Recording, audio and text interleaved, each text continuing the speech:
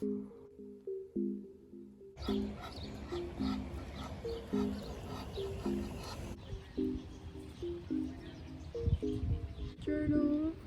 logo deck, water, my book. So here the ducks are coming my way. I'm kind of scared.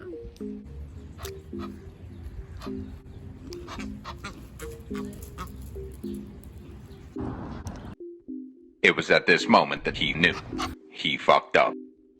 Ooh. Anyways, I'm just gonna eat my food really quick because I'm scared of these ducks. These are scary. I'm scared. Anyways, hey guys, welcome back to my channel. Ready? Go. There's no more. I actually feel like I just got out of a stage where I was going within, and I very much still am going within. Okay, you're not that scary anymore, but please don't fucking come near me. In where I was really hermit mode. Still am very much in hermit mode, but it's in a way where it's like because I'm attending to me and to my own energy before I attend to anyone else. She's right behind me.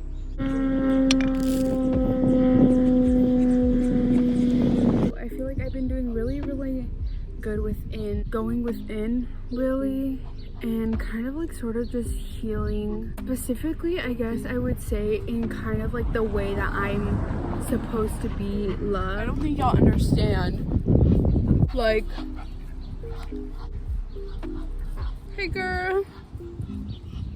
Obviously healing's like never linear at all, and along with believing that there's different stages of healing and of the healing process, I also really do believe that healing triggers only pop up when you're ready to heal from them. So I just happened to go through one of the biggest like healing but really traumatic experiences overall. Like, it was this whole topic surrounding love, kind of like redefining what love means. And I actually journaled about this today. Not only just like relationships, but like friendships and people I surround myself with, and all of that. And if you don't know, I actually right now, I feel like a lot of people talk about this, but currently I've been in that stage for the past like 2 or 3 years now, where I dropped all my friends that I used to have. Everyone that I talked to, I just completely like disconnected from everyone, like every single person. Like right now I literally don't talk to anyone besides like my sister, which she's actually gonna come visit in like 2 days. So literally there's gonna be a lot of family vlogs, and I'm gonna be able to meet my new baby niece. Oh, she's so cute. Yeah, my sister's gonna come visit really soon, so I'm so excited for that because I haven't seen her since the baby was in her belly, so I'm so excited. She lives in Oregon. She actually also has her YouTube channel, which I'm sure I'm going to be shouting out way more often within the next few videos. One of the most foundational, affirming, healing processes, is that a word? Within that whole aspect of love, and not only how I've been shown what love was. I say love because it wasn't actually love. It was literally like manipulation and abuse and traumatic experiences, not in like relationships, like partner relationships, but around surrounding family and stuff like that. And not only like what it looked like to me, but how that affected me now as I get older and I'm getting into relationships and meeting new people. Not only into relationships, but like friendships, and like how people treat me in friendships, and how much I offer myself within like friendships, and do I get the same back, or am I putting in too much? So yeah, that's kind of like where I've been at within these past few like 6 months. Honestly, it's been a lot. And along with like healing not being linear, there's no timeless limit for your process of healing. Even though right now I feel like I'm like, wow, like I've healed so much, like I know that I haven't healed at all, and which is so interesting because yes, I've healed a lot within myself and within what I've already gone through, but I still need to experience a lot of healing of like when I am in a relationship or when I do have friendships that are like just so meaningful and actually present and actually healing instead of trauma bonding, or instead of like depending on each other for that safety feeling that maybe we couldn't get as children, or that we never experienced, or if that same trauma that you experienced when you were small passes on to your friendships. Like in your friendships you could also experience like gaslighting and manipulation, and even in the smallest like increments that you may not even notice because you can be so used to it and it's just kind of like a oh whatever, like it's fine type thing. But realistically it's like those little things end up adding up, maybe not like physically because you don't see it like in a materialistic sense, but the dog was literally diving, love, but it always shows up energetically, it always shows up emotionally. And once you've built up so much emotional trauma within like whatever it may be with whatever subject, that emotional trauma ends up bottling up and can show up physically. And I've actually talked about this before on one of my videos where I went to like the park. Felt like really making a video for you guys, and like I said, I journaled earlier. I actually watch Alina Oraline. I don't know what her name is, but I know her name's Alina, but she's so great. She literally does like new moon meditations and like 5 things to know for this new moon or the full moon, or for like lunar eclipses and stuff like that, and it always really does help. So I give thanks for her. But I want to go ahead and read what I journaled for the new moon that's coming up. And depending on when you're watching this is the new moon is going to be April 30th 2022. At the end of her video she always gives like 3 to 4 journal prompts, so that's kind of what I'm going based off of. The first question was, moving into this new lunar cycle, do you have any new intentions / goals? I'm giving myself a better sleeping schedule, which I actually just started. I tend to not give myself enough sleep that I need. A lot of times when I experience really heavy anxiety periods, which just happened like 2 weeks ago, I was experiencing really heavy anxiety, and I actually kept hearing how when you experience anxiety, it's not because you just are experiencing anxiety, but it's because your brain is thinking of what could happen, or of the future, of what hasn't even happened yet and most likely might not even happen, and because your brain is focused on the thing that's like in the past that you can't even change, or in the future that you don't even know what's gonna happen, instead of being in the present, that is why you experience anxiety and that like energy rush of like confusion and kind of like not knowing what to do. On the health app, if you have an iPhone, you can put like your phone to sleep mode and set like the hours on how much sleep and when to wake up, and it'll like kind of not lock your screen or your phone, but it'll just kind of like blur out your home screen, so even if you try to look at it, like it's like blurred. And that actually, my first night was yesterday, and it actually helped me and be like, oh wait, I can't even use my phone, so what am I doing? So it kind of like retracked my sleeping routine. So yeah, that's one of the things that I am doing for that. I like just like retracking my form of sleep and kind of like what I do to wind down, and making sure I do things to wind down, like drinking my tea or maybe reading instead of going on my phone, stuff like that, that really do make a difference on how you trace and direct your mind and energy into that sleeping routine. So the next one that I wrote was, I am realizing that I'm no longer hard on myself about how long I'm at the gym, but how good it feels to listen to my body after and during my workouts, even if it's just for 20 or 30 minutes. It makes me more proud of myself and so motivated to keep on going when I don't hold myself to this goal of how long I should be at the gym, but how well I am putting my time and energy into working out and doing specific workouts. Not hold myself up to this pedestal of how long I think I should be working out, and if I don't reach that goal of like how long I should be working out, then I didn't have a good workout. And that's just the way that my brain was processing going to the gym, and how my energy of like growing up to trying to please what other people wanted me to do or how they thought I should be doing it.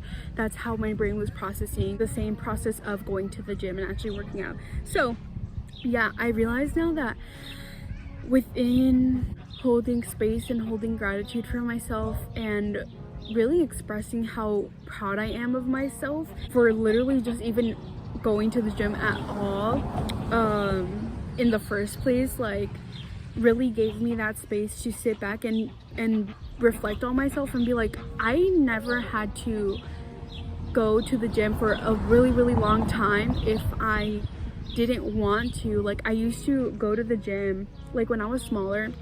It was always a huge thing because I was a bigger kid, and because I had so much trauma weight, and I've never really talked about this specifically on like on a video or anything like that, kind of just like briefly, and I would like binge eat and stuff like that. So losing weight and like working out and going on diets was always so like strictly like part of this routine that my family wanted for me. Yeah, it was always this like continuous thing that I thought I had to do.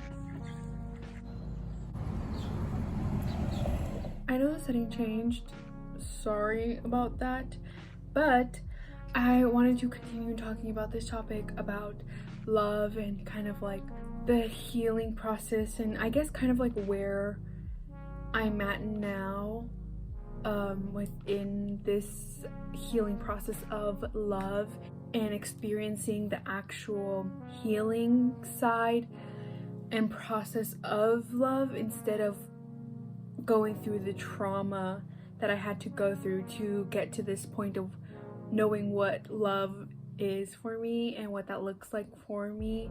As I was talking about, like, working out was always something that was so prominent as a child and something that I was always forced to do, so I never really liked it, and I always did it because other people wanted me to do it, because they wanted me to probably, like, you know, obviously be healthy for my age, but also look a certain way to please their eye. So, and that goes into a whole different thing of like narcissism and manipulation and literally just having toxic family around. And not all my family was like that, just want to put that out there, but a lot of them were, and the main ones were. That's why going to the gym, at the beginning of going to the gym, I had that perspective of like I had to work out for like 2+ hours, and it got to the point where I would actually like burn out at the gym. Like, I'd be so sleepy, like it'd be past my bedtime, but I'd be at the gym, and not because I want to look a certain way, because I'm actually really happy with my body. Of course I have days where I'm like, oh, like I don't really feel comfortable today, or I don't really feel that confident today, but overall, like, I love my body right now. I actually did start to lose a lot of weight, and I was experiencing, I think it's called I forgot what the word was called, but like I was like, wait, I didn't feel comfortable in my body because I was losing weight. So that's been a whole separate thing by itself. Something that helped me fully close that chapter of like thinking that I had to be at the gym for a long period of time to actually be fit, was I can literally be at the gym and be sitting down like looking for a song to play for like 30 minutes just so I can work out for like 2 minutes, and it wouldn't even matter because I only worked out for 2 minutes, you know. So the time period that you're at the gym, I guess the specific word at the gym doesn't equal the amount of work you put into your body or what you do for your body. So that really helped me, and I was like, literally, like, that is so true. Like, I can be at the gym just like walking around looking for something to do, but like it wouldn't even matter if I was at the gym for like 3 hours when like half of the time I was walking around trying to find something to do, you know what I mean? Next, I do want to put in more time and effort into creating music and putting that out there however I can, just knowing that I'm actually working towards that and actually trying to pursue what it is I actually want to do, because along with like content creating and all this, like, I love this, but along with that I have so many other things that I want to do, so many goals that I want to achieve, like skydiving, like stuff like that. Another one that I put is I want to buy myself flowers, specifically ferns and baby blossoms.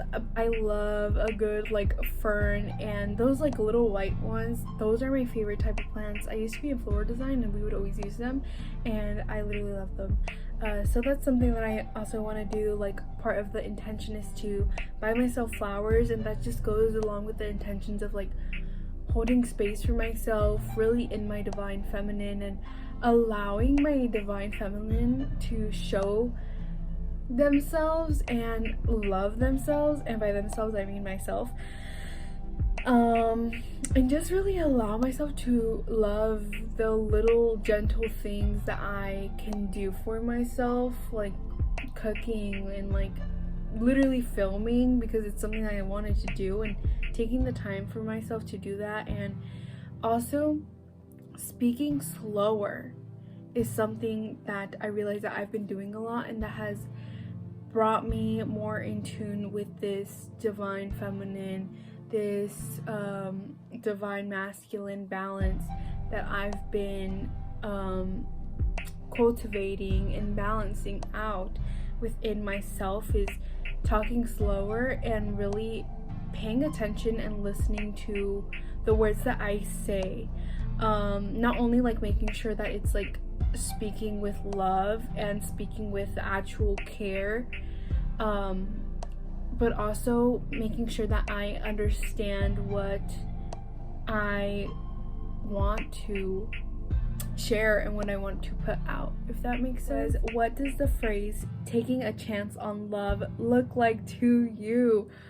Oh my gosh, like I said, this new moon is kind of surrounded a lot around love and like relationships, which I love. I'm literally a sucker for love. Like, love is the most beautiful thing you can ever experience. Like, when you live in love, you create peace of mind in your heart, body, and soul, energetically, like overall. So yeah, and this is what I wrote down. I'm eating nopales. Taking a chance on love to me looks like accepting that there are really amazing, genuine people out there for me. Oh my gosh. Let me expand on this. In the past, taking a chance on love to me would be the scariest thing ever, and this all revolves around like what I was shown that love is. 50% of like what I've seen and 50% of what I've actually experienced within family. Although I am a sucker for love and I love literally, like, how cute, but actually being in love and falling in love was literally the scariest thing ever. Like, I would always like shut out people. I would always be so closed off, and I don't really like open up to people like that much because I always criticized what I've been through, causing that block of actually ever even being in love, or not even just in relationships, but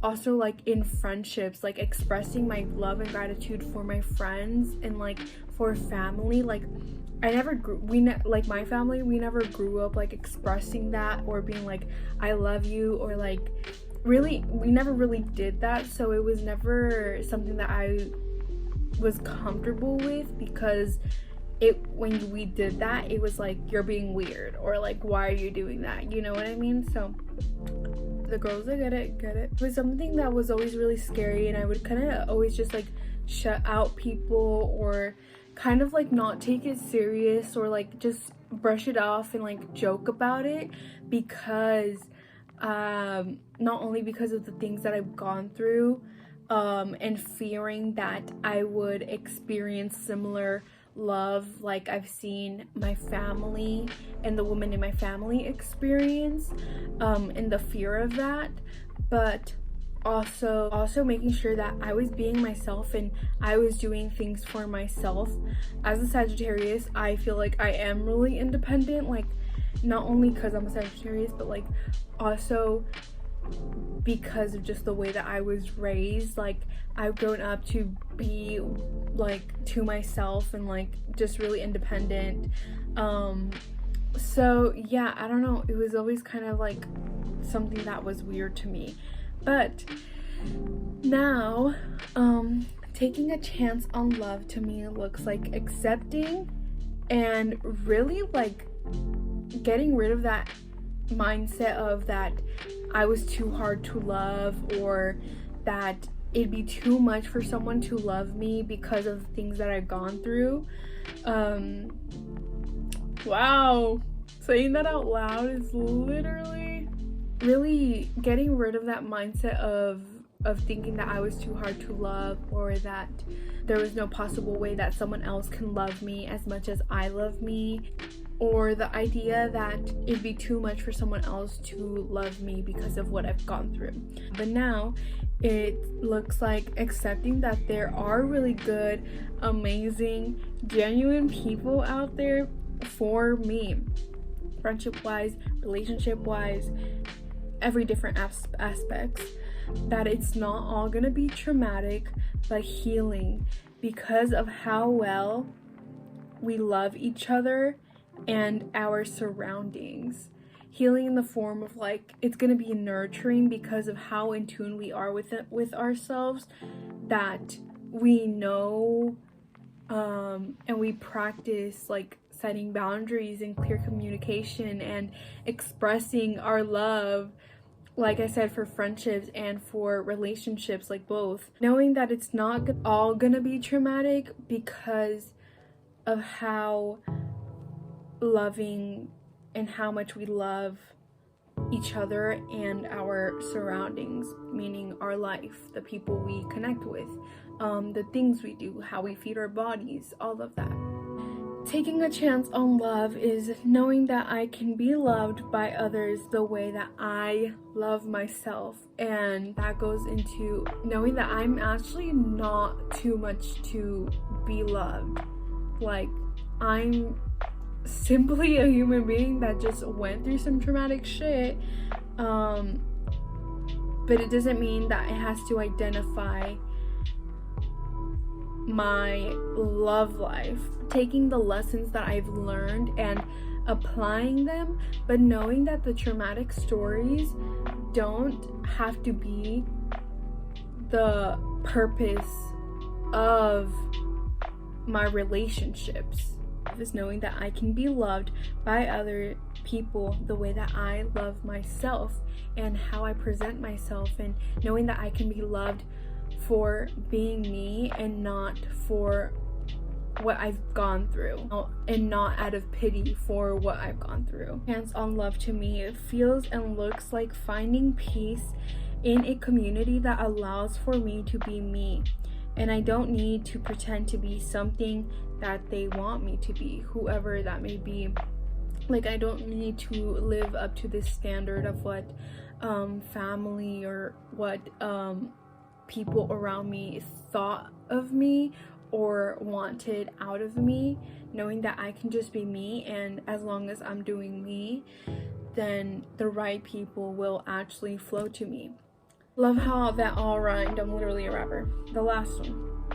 Taking a chance on love is letting my guard down, opening my heart up, and stating my feelings regardless of who they are. Whether it's a girlfriend, a boyfriend, a friend, a sibling, expressing my gratitude for them, for the co-creation of our own beings, but us when we are hanging out and when we speak.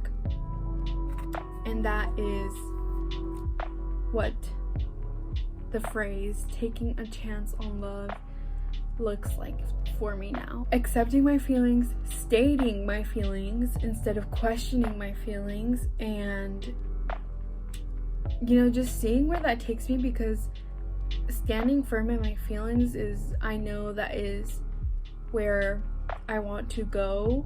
So yeah, that was like cheesy as frick, but like it's the truth. Next question. In what ways have you given yourself patience and or empathy in the recent weeks? Why or why not?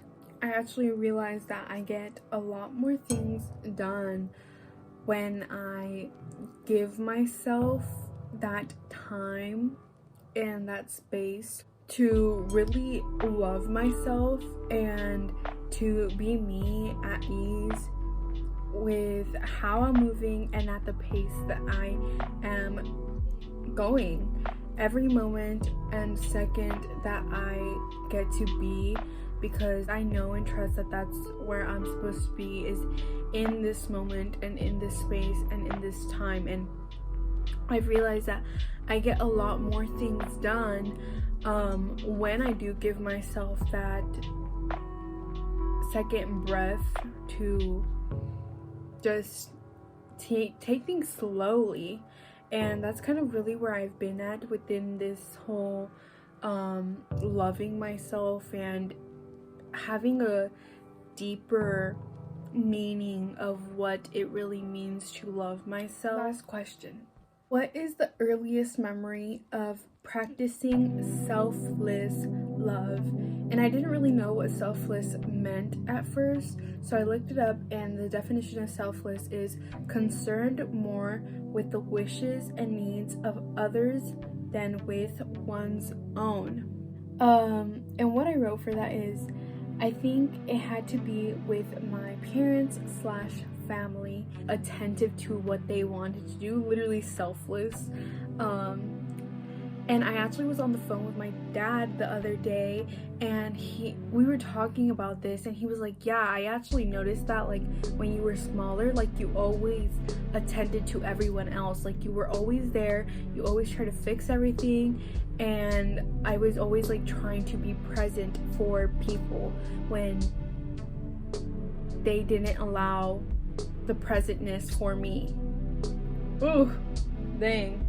As I got older, I realized that they took advantage of the fact that I did give so much, and that completely like drained my energy for years, leading me into depression and this whole deeper side of like mental health struggles, and that eventually turned into manipulation and lying and all this stuff, without ever giving back to me in a nurturing way.